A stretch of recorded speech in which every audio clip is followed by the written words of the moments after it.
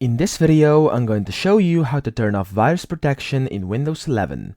So what you want to do is go down here to the Windows logo, to the start, and press it, and then type in Windows Security, and then tap on Windows Security inside the system settings.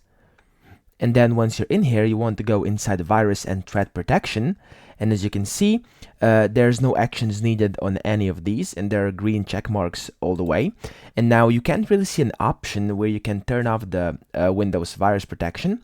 And the way you do this is actually you have to turn off your antivirus on your computer. And as you can see, I'm currently using the Avast antivirus. And the way you do this is simply by going down here and expanding this up.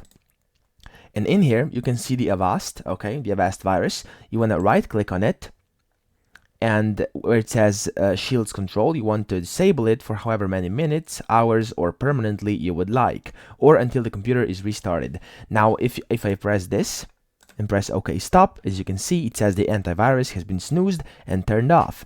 Now, in case you don't have the Avast antivirus, or simply don't have an antivirus at all, you'll see the option to turn off protection over here instantly, okay, inside the settings. But if you have a different antivirus, most of them have the option to disable them just like I did. So you simply go down here, right click on the virus, and then disable the shield controls for however many minutes, hours, or days you would like to. And that's it.